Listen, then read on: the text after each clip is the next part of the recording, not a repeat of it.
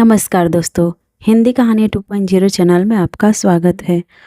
तो आज हम कहानियों की अगली कड़ी में आर के नारायण जी द्वारा लिखित कहानी ज्योतिषी का एक दिन को सुनते हैं। लेकिन उससे पहले आप सभी लोग से एक विनम्र अनुरोध है कि अगर चैनल पर नए हैं तो चैनल को सब्सक्राइब जरूर कीजिएगा। कहानी अच्छी लगे तो लाइक शेयर कमेंट जरूर कीजिएगा। तो चलिए शुरू करते हैं कहानी ज्योतिषी का एक दिन। ठीक दोपहर के समय वह अपना थैला खोलता और ज्योतिष की दुकान लगाता। दर्जन भर कौड़ियाँ, कपड़े का चौकोर टुकड़ा जिस पर कई रहस्यमय रेखाएं खींची थी, एक नोटबुक, ताड़पत्रों की एक किताब, उसके माथे पर बहुत सी भभूत और थोड़ा सा सिंदूर लगा होता और आंखों से एक तिरछी चमक यह देखने के लिए निकलती कि ग्राहक उसकी तरफ आ रहे हैं या नहीं। लेकिन सीधे साधे लोग इसे दैवी शक्ति मानकर भरोसे का अनुभव करते। उसकी आंखों की शक्ति और ऊपर माथे पर प्रभावी तिलक और नीचे गालों तक फैली बड़ी काली मूंछों के बीच दमकती दो आंखें, किसी अल्प बुद्धि के लिए भी इस तरह सजी आंखें बड़ी कारगर सिद्ध होती। प्रभाव जमाने के लिए वह सिर पर गेरुआ रंग की पगड़ी भी पहनता। यह रंग हमेशा सफलता प्रदान करता था। लोग उसकी तरफ इस तरह आकृष्ट होते जैसे फूलों पर मक्खियाँ गिरती हैं। टाउन हॉल के पार्क से लगे रास्ते पर वह इमली की एक विशाल वृक्ष की दूर दूर तक फैली टहनियों की छाया में विराजमान होता है। यह एक ऐसी जगह थी जहाँ सवेरे से देर रात तक लोगों की भीड़ गुजरती रहती। सकरी लंबी सड़क पर दोनों तरफ तरह तरह की छोटी दुकानें लगी होती।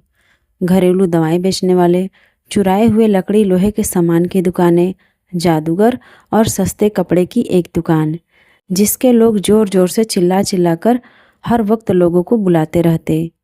इसी के बगल में इसी तरह शोर करने वाली एक मूंगफली विक्रेता, जो हर दिन अपनी चीज़ को एक नया नाम देता।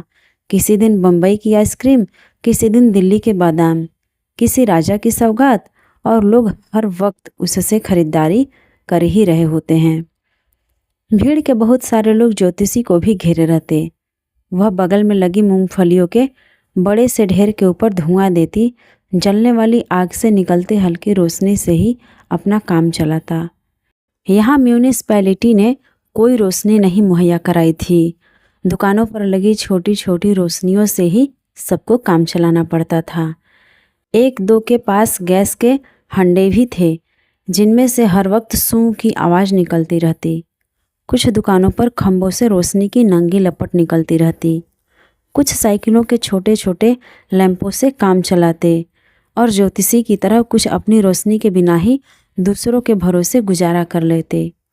इसी तरह तरह की इन बहुत सी रोशनियों से एक अलग ही मंजूर बनता, जिनके बीच में चलते निकलते लोगों की छायाएं अपना रहस्यमय समा बांध देती। ज्योतिषी को यह माहौल इसलिए बहुत सही लगता क्योंकि जब उसने ज़िंदगी शुरू की थी तब ज्योतिषी तो बनना ही नहीं चाहता था। दूसरों की ज़िंदगी में क्या होने वाला है यह जानना तो दूर, वह यह भी नहीं जानता था कि उसकी अपनी ज़िंदगी में अगले मिनट में क्या होने वाला है। तब उसे न तो सितारों की कोई जानकारी थी, न उन बेचारे लोगों की जो उसके ग्राहक बनते। बातें करने में कुशल जो था, जो लोगों को खूब पसंद आती, इसलिए अनुमान और अभ्यास से इस काम में उसने अच्छी महारत हासिल कर ली। यह नहीं, दूसरे सभी धंधों की तरह यह धंधा भी उतना ही ईमान का धंधा था और दिन भर की मेहनत के बाद वह जो भी कमाई शाम को घर ले जाता वह ईमान की ही कमाई थी। उसने जब गांव छोड़ा तब यह नहीं सोचा था कि क्या करेगा। गांव में ही रहता तो वही सब काम करता जो पुरखे करते चले आए थे, यानी खेती का काम, शादी और बच्चे और पुराने घर में हमेशा की तरह गुजर बसर। लेकिन यह नहीं होना था। उसे बिना किसी को बताए घर छोड़ना पड़ा था और आसपास नहीं, करीब 200 मील ज़्यादा दूरी थी। दोनों स्थलों के बीच एक समुद्र की तरह। वह कोई व्यावसायिक ज्योतिषी नहीं था। उसने अपना गांव किसी चिंता या भय के कारण गुप्त रूप से छोड़ा था। उसे यह पेशा मजबूरी में अपनाना पड़ा था। उसके जीवन के कटु अनुभव ने उसे बहुत कुछ सिखाया था।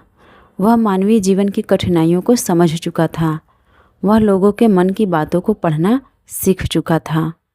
समय के लंबे अंतराल में अपने अभ्यास एवं अनुभव के सहारे उसने स्वयं में लोगों की समस्याओं के हल निकालने की उत्तम कला को विकसित किया था। वह अपनी चतुराई का प्रयोग करके थोड़ी बहुत भविष्यवाणी भी करता था। इस प्रकार वह लोगों को आकर्षित करता था। एक दिन जब वह ज्योतिषी अपना कार्य समाप्त कर रहा था, तब उसने देखा कि एक अजनबी उसके सामने खड़ा था।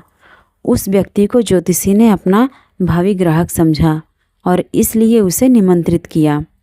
ज्योतिषी ने उस व्यक्ति से कहा कि वह उसकी चिंता दूर कर सकता है। ज्योतिषी के यह कहने पर अजनबी ने उसकी प्रतिभा को चुनौती दी और कहा, यदि उसने उसे ठगने की कोशिश की तो वह उससे अपने दिए गए पैसे सूद सहित वापस ले लेगा।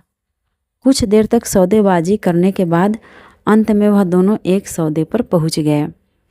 उस आगंतुक के सिगरेट जलाते समय जब ज्योतिषी ने भागना चाहा, किंतु उस व्यक्ति ने उससे चुनौती पूरी करने की जिद की। वह यह जानना चाहता था कि वह अपनी खोज में कामयाब होगा या नहीं।